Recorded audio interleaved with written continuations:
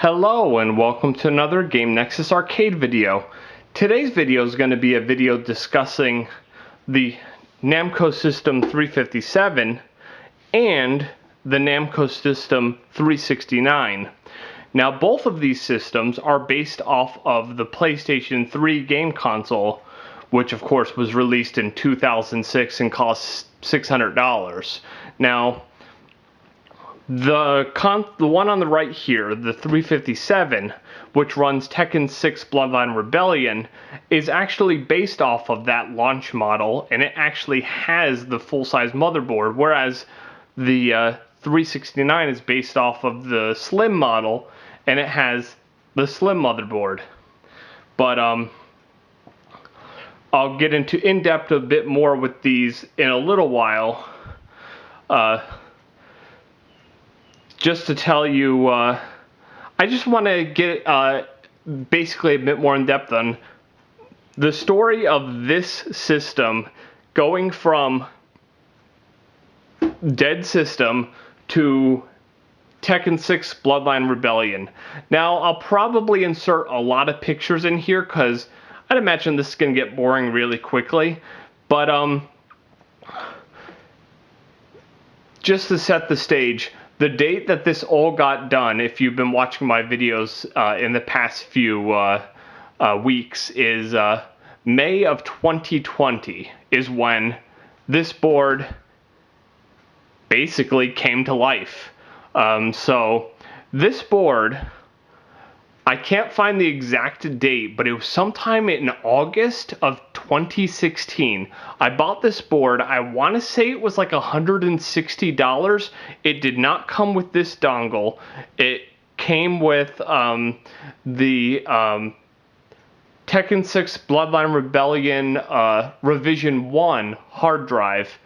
And the guy said, I can't get it to work. It beeps a couple times. It turns off. Which, if you know anything about a PlayStation 3, that's a yellow light of death. That basically means something has gone dead with the motherboard. So I went to my local repair shop. I believe they're called Center City Repairs. Fairly generic name there. But I figured I needed a reflow or a reball or whatever these kids get done with their PlayStation 3s in order to get them working. So I went there and I was like, I have this arcade system that's based off of the PlayStation 3 and it needs a reflow, reball, or whatever you want to call it. And they said, okay, well, we need to get like an exhaust hood worked for like our reball station. But unfortunately, to this day, I don't think they ever get that done. So between my move in 2017 and everything, this had either been sitting in a spare room or it had been somewhere just kind of sitting dormant. Of course, when I moved into this house in 2017, it went all the way up in the attic and it had been sitting there ever since. Now, fast forward almost 4 years later, in either late April or early May of 2020, when I bring up the information on my computer and I add all the pictures and whatnot into this video, I'll probably put like the information on the screen, since, you know, staring at static silver metal cases for like minutes and minutes probably will get boring. But fast forward all the way there, and I bought, I don't know if you saw it from the beginning here, this system here. This is a Namco System 357B that had the dongle that you saw plugged into the first unit and the matching hard drive. So I figured, oh, well, the funny thing is, in the auction, I'll probably show you the picture at some point, but he had the security dongle plugged into the JVS port like that, and I was thinking, oh, well, I'm going to get a bargain, and I'm going to just buy this system, and it's going to work just fine, because this guy doesn't know how to hook up an arcade system. Why in the world would he put the security dongle in the actual I/O board slot? So, of course, long story short, I got it. It came with all the artwork and everything, and didn't work. Nothing happened at all when I plugged it in. It was exactly like the first one, which mind you, this first one here, I tested this first one and did get the beep beep beep message, even with the connection here for the Namco board, the +5 and the ground. It just goes beep beep beep and it turns off. So I tested this one with that same connector that I had made for this one almost 4 years ago, and yeah, this one did the exact same thing. It just goes beep beep beep and it turns off. So I was like, oh no, now what am I gonna do?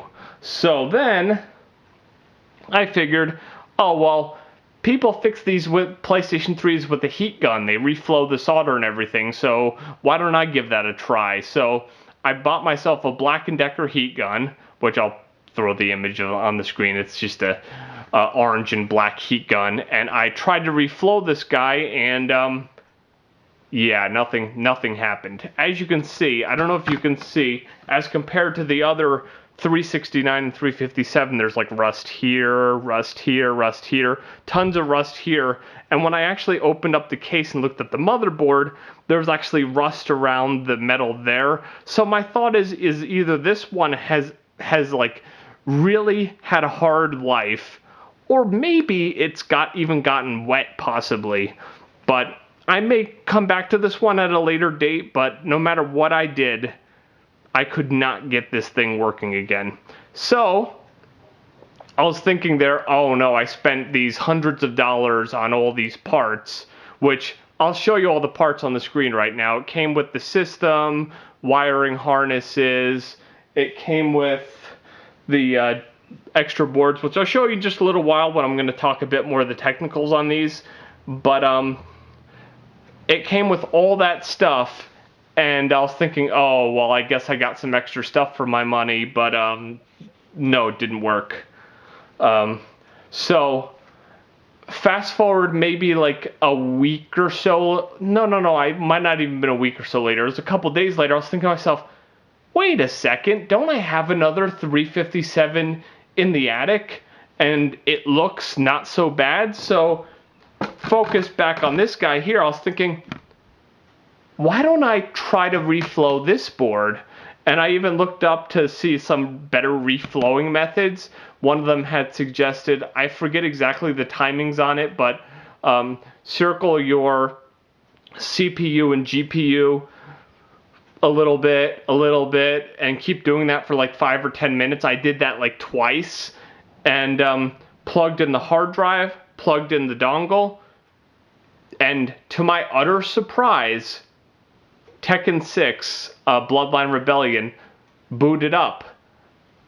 I was so surprised, and then I used my I/O board and everything, and yeah, the rest was history. And I finally got the elusive game that I'd been looking for all this time. Finally able to play it, and yeah, I honestly say I couldn't be happier with this purchase. But that's kind of the story from buying the system to getting it working. I know it's a long and drawn out story, and I'm sure I probably have like put in a couple extra pictures here and there and made it not so boring for you guys, but that's the general gist of this whole thing. Well, let me move on to the second part of this video, where we'll discuss a little bit more about these systems, and I'll even show you a few of the extra little bits that I have for each one. So we'll be right back now. Okay, well, now in this next part of the video, I'm basically going to talk a little bit more about these two pieces of hardware and show you like a lot of the extra like pieces that I have for both systems. I was originally going to do a more in-depth comparison with them, but in the next part of the video where I show you how to hook them up, since I've already recorded that at this point, since I didn't want to take the system, put it on the coffee table, then have to put it back over there and put everything back together, I figured I'd film that beforehand. I kind of do a decent comparison of the two systems in that part of the video. So the first system, of course, that I'd purchased of the two was the 369, and it came on this nice board like it would be in the arcade cabinet. It would slide out of the Noir cabinet, and you would just have to pull this as the operator, and then you'd be able to service your board. And of course, what came with that was the arcade manual, which is a really in-depth, fully Japanese arcade manual, which really is absolutely useless except for some wiring diagrams and some information in here to non-Japanese speakers. And of course, I showed it in the beginning, but I'll just show it again. The 369 came with a big bunch of wires, which I only used the card reader wiring, which I'll show you in just a few minutes here. But for the Namco System 369, another nice piece that I really like that one of these days I'm probably going to hang on a wall is this one here. The very big in its plastic marquee. I'm guessing they probably took well, long story short here, the 369 came in a Tekken 7 box, which is actually still in my attic, and it came with all this stuff. So I'm guessing they just took the Tekken Tag Tournament 2 Unlimited marquee and put it in the bag that the Tekken 7 marquee came in, and then put it all back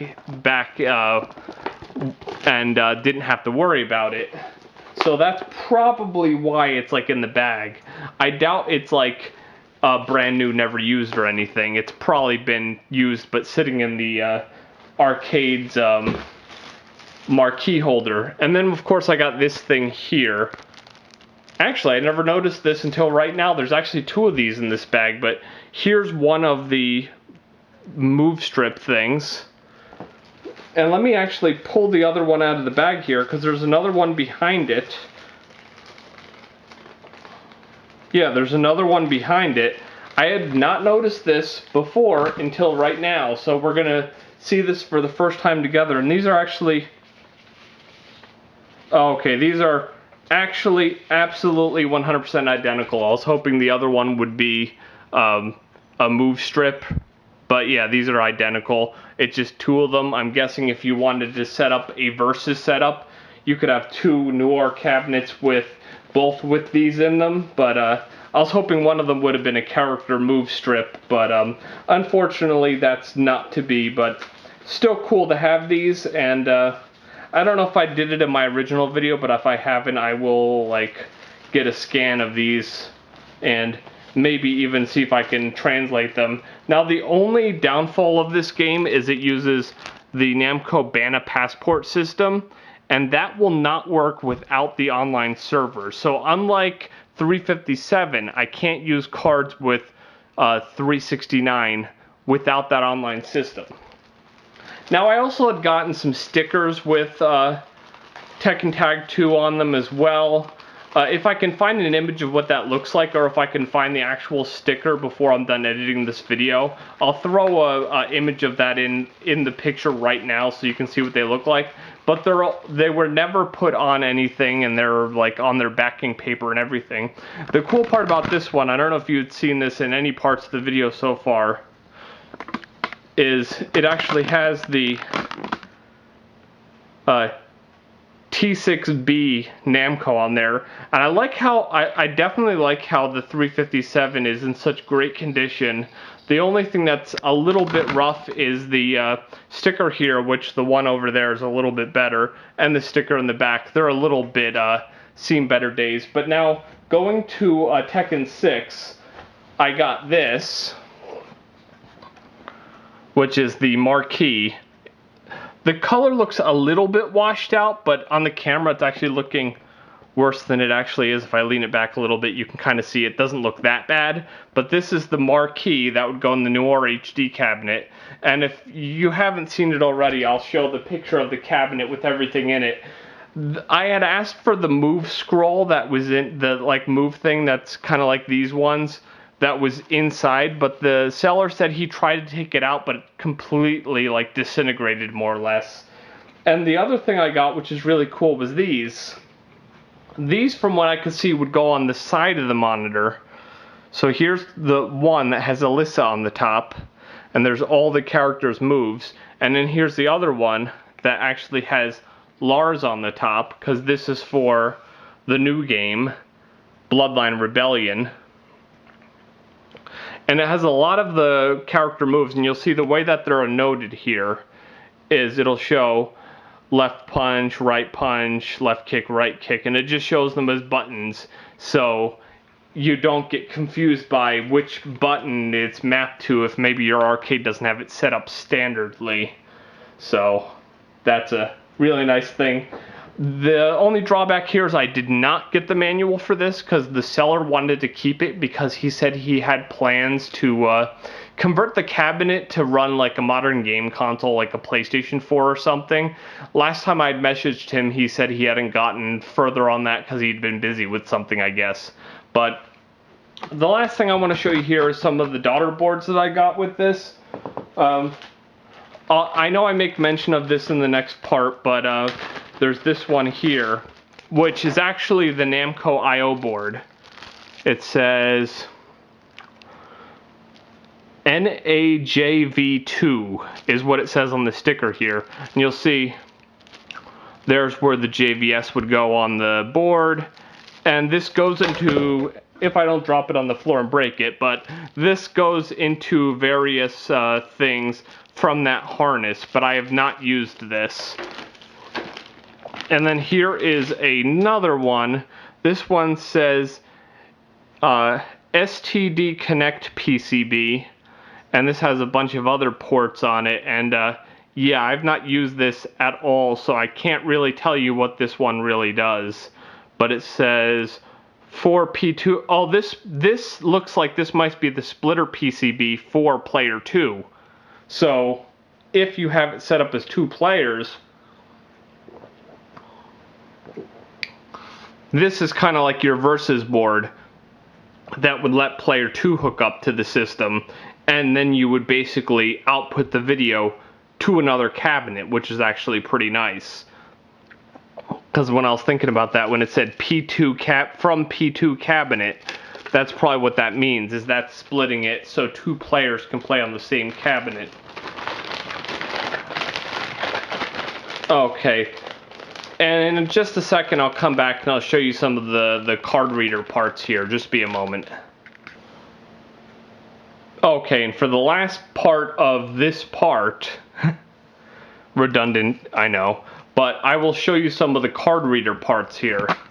So of course, these I actually had to order separately, and they actually came in this nice little baggie here. You'll see we got 2 each of the 5 different designs, which we have just Tekken 6, then we have Bob, then we have Zafina, then we have Miguel, and then we have Leo. And all of the cards are exactly the same. I don't know if the serial numbers matter at all, but I figured not press the luck. Fairly similar to Tekken 5 cards, but if I recall correctly, instead of being a Magneton card, these are an RFID card, similar to like technology a credit card might use these days. If you're wondering what it says on the back here, I'm going to read this really quick. This card is exclusive Tekken 6 use. This card contains your data. To ensure its longevity, avoid bending, exposure, humidity, soiling, or other damaging effect. 1 character can be registered per card. That's one thing to remember. Because, let's say you select Yoshimitsu. Guess what? That's your Yoshimitsu card. You can't pop this card in and want to select Zafina, because now that's a Yoshimitsu card. You'll have to buy a new card for Zafina. Once registered, the character is locked, just like I said. Once the card's usage number expires, which is 500 times, it must be renewed, which means you need to buy a new card and convert your data over to that card, which the system will do that. You just have to buy it from your operator. Renewal will port data from one card to another. Namco Bandai Games Incorporated will not be held responsible for data loss. Improper care may result in loss or corrupt data. Well, that's basically our data cards here. As I said, I got 10 of them here. I'll be messing a bit more with these, and then I'll probably have a video talking a bit more about how this whole thing works. Now another board I had here that I just noticed out of the corner of my eye is this one. This came with it. It says Namco Bandai Games 2007. And it says C2 amp PCB. So most likely what this is just a audio amp, because if you've seen any of my arcade videos, you'll know that the JVS standard, this is unamplified audio. So you can't, this audio does not have amplification. But also what we have here, this is our card reader harness. You'll have the one connection here that goes into the system, and then each card reader has its own little plug, and then that's all there really is for that. And then I connected alligator clips to the 12 volt for red, and the black is ground. And then finally, I'll show you really quick a Namco System 257 card reader. It's a fairly simple unit right here. Card goes in the front, one plug in the back, and that's all there is. But I'm going to go on to the connecting the system, and we'll take a look at that really quick. Okay, now in this part of the video, we're just going to go over some basics of hooking up Namco System 357 and Namco System 369. I had probably made mention of this earlier, that both systems are JVS systems similar to Naomi, Hikaru, Chihiro, Triforce, you name it. But I just want to give a quick look at what I got going on the board here. Now this Namco System 12 board, video converter, and power supply, they're not being used at all. So those are just sitting there because I was using them for recording other video. The only thing that we're really looking at here, I'll see if I can zoom in a little bit to give you a better look and hope my camera doesn't go crazy. There we go. So this is a regular JAMA power supply, one of those little ones that I use for just about all my JAMA boards. And of course what we have here is the Sega JAMA to JVS I/O board that connects with the standard like USB type connection right into either the 369 or 357. Now you can use a JVS type 1, a JVS type 2, a JVS type 3, or the Namco board that I showed you earlier in the video. All of those will work just fine and let you use your controls. But I just use this one because honestly it just happened to be the one that I had hooked up at the time, and for me it's one of the easiest ones to hook up. So the only big takeaways here is you'll notice on the top of my power supply, on the +5 and the ground, there are the forks that are on the screw terminals. Those are actually going directly into that Namco daughter board that I showed you earlier to give that power for the Namco System 357. Well, before I blab on a little bit longer without showing you what I'm talking about, let's go over to the boards themselves, and I'll show you what I'm talking about here. So here is our Namco System 357.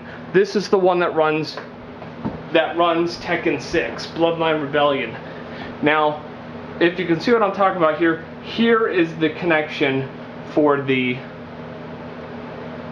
Namco daughter board, and this is actually powering what's going to do your JVS here, your VGA and everything here, and then it has this little daughter board that has the dip switches to get into your test modes and everything, and the connection for your card readers, which I'll probably touch on that a bit more in another video, but all that would be is the plug going into here, and then you have to power ground and +12 for the card readers. So it's actually incredibly easier compared to the Namco System 256 card readers that need a bit extra.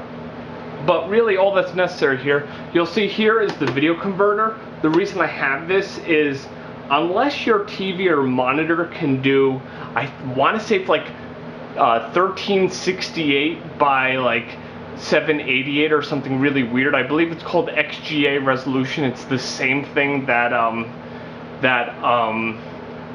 Sega Lindbergh uses. You're gonna have to use a video converter such as this that'll convert that resolution into 720p and let a regular TV like this display it properly. But really all we need here is, this is the right and left audio that are going into the video converter. Those just connect to our standard right and left audio plugs. As you could hear, my TV actually buzzed a little bit when that touched the grounding source. And then here is our VGA. This, I believe, actually came with a Namco System 256. That's why it's all metal and fancy looking. So we're just going to put that on, well, not upside down, on the VGA. And I like to screw these on because then you actually can tighten them nicely, and then this doesn't come off if I were to walk by and get caught on the cable. As I mentioned, this is where we're powering that little board inside that's sitting underneath the PlayStation 3 board. And then of course our USB looking connection here is our JVS control board over there. And really, that's all that's to it, other than your security dongle or program dongle, which contains the game's program on it. That's really all that you need in order to connect this. Then the last thing, of course, is power for the system. This is a standard PC power cord. We just simply plug that in, and in about a second, it's going to get pretty loud because the Namco System 357 has two big fans in it that are really loud. And let me go ahead and plug this in, and I'll show you what that looks like. And now you'll see the system is on, and on our screen here, I'm going to just give you a quick look here. This isn't going to be anything like amazing because I have videos where these systems are running. You'll hear the system is running, and now you'll notice, I don't know if you can see this, but there's a little blue LED that's lighting up on that Namco board next to the red one that's been blinking. And that's kind of indicating that it's on, and I guess it's detected by the system. And then if we look up at our screen here, eventually when it does come on, which will take a minute or two here, because basically what has to happen is the system has to boot and the game program has to run, and then there you go, there's your Namco System 357. It's now running on our television screen through that VGA to HDMI connection, running Tekken 6 Bloodline Rebellion. Well, I'm going to go ahead and disconnect this, and then I'm going to take the 256 there and throw it on top of the 256, the 369, and throw it on top of the 357, and I'm going to show you how to hook that up really quick here. So I'll be right back, and I'll show you how to hook up the other system, which is pretty much the same except for one small difference, but it'll be one moment here.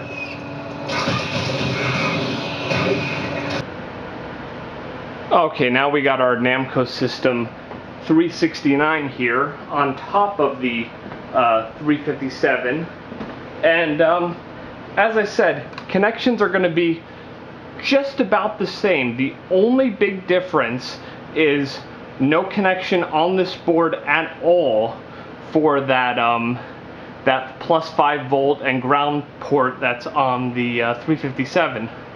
And if you had seen earlier in the video, the 357 and 357B both have that connection and both need it in order to boot. Those boards will not boot without that, because without that Namco board to control what they're doing, nothing will happen. But as I said, it's pretty straightforward. Here's your VGA.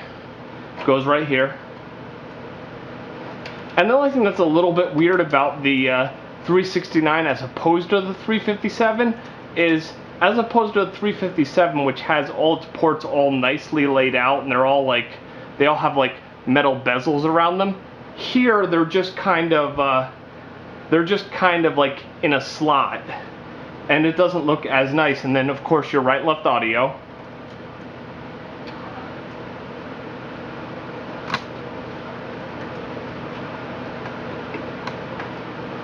and JBS, which is actually all the way over here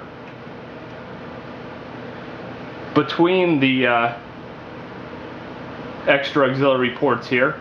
And then all you really need to do here is plug in your power, and you're going to have fairly loud Namco System 369. So we're going to go plug this in and show you what that looks like, because as I said, with this one all you have is audio, VGA, and JBS for your control. So plug that in, and you'll see really quick here, I'm gonna zoom out, it's not as loud of a fan noise as with Namco System 357. But you'll hear, if you heard that, I don't know if you could hear it over my loud mouth here, but it makes the same kind of crossbar interface beeps because it's running the program just like the 357 would. And of course the big difference here is 369 has this thing where the software has to like run and it has to like load a lot of stuff into memory, and since this is the first time running this board after a good while, it's going to be doing that for about a minute or so before we get into gameplay. But basically that's all there is to hooking up Namco System 357 and Namco System 369. The big four you have to worry is your power, your audio, your video, which in this case is VGA, and your control, which is done through the JBS I/O board, which just looks like a USB plug, and then you have them hooked up. And the only, as I said, add-on for Namco System 357 is that 2-pin port that's on the Namco board that lets you hook up the +5 and the ground to give the Namco board power, or those boards won't power up. But that's really all there is to hooking up these systems, so it's not too hard, as you can see. And while I was talking, as you can see, our Namco System 369 game, Tekken Tag Tournament 2, has booted up. Good morning, good morning, good morning. And I didn't notice this before, but the good morning guy is actually slightly different in this game. But that's all for these boards, and yeah, let's get to our next segment of the video here.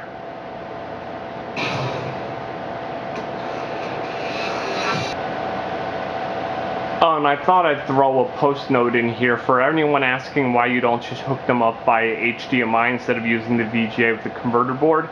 Right now you'll notice I have 369 hooked up just with the HDMI, no VGA, no audio. And actually, the good part about this system is that actually works just fine. No problem at all. Everything displays just fine. The only caveat here is if you're going to use 369 with your HDMI, it's great for playing. It works just fine. You can play the game till your heart's content over HDMI, but just like a regular PlayStation 3, the system will be protected by HDCP, and you won't be able to capture it if that's what you're looking to do. So you can play this game just fine as it is, but you won't be able to capture any footage of 369 if you're trying to connect it to any capture card, unless, and this is unless you have like a HDMI stripper sitting between the 369 and the capture device.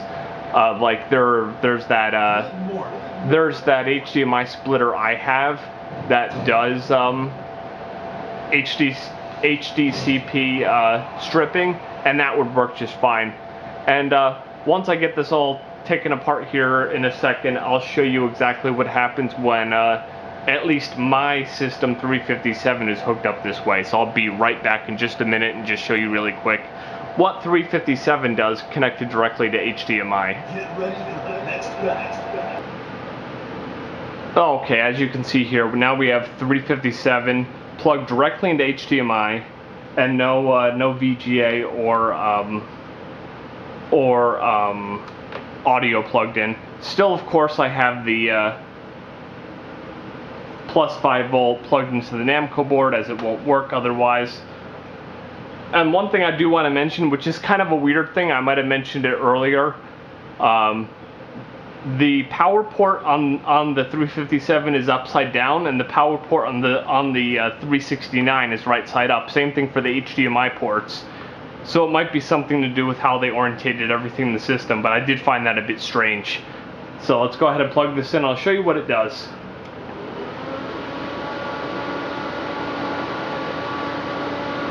And we'll look on our TV here, and I'll show you what at least my 357 does when I plugged into HDMI directly into the PlayStation 3 board. I'm not sure if you were able to see that, or for all I know, this could be a thing with 357A boards as they are.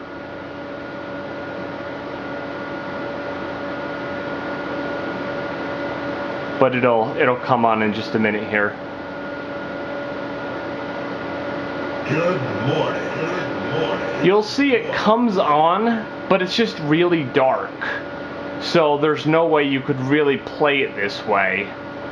And I can honestly tell you, I don't know if this is how this board is supposed to work, if it's supposed to only work through a VGA, or if it's supposed to work through HDMI as well.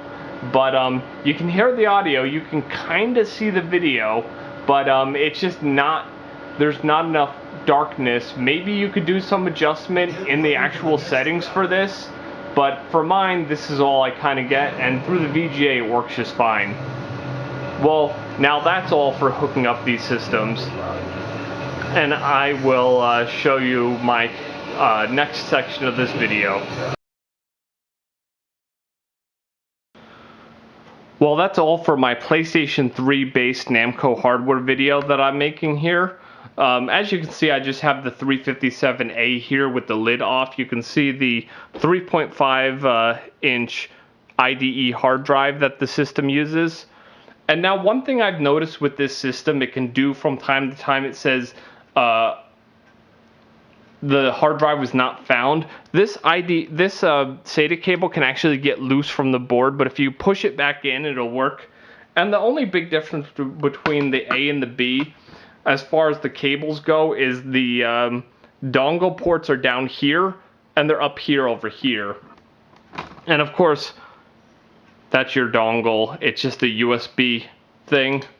And then on the other system, same deal. It's just a USB thing. And the same thing for the memory thing that holds the character data from the arcade. Well, at the end here, I'm probably going to show some internal shots of both of these systems and maybe even do a commentary over it. But this has been another Game Nexus arcade video, and I shall see you later. Bye.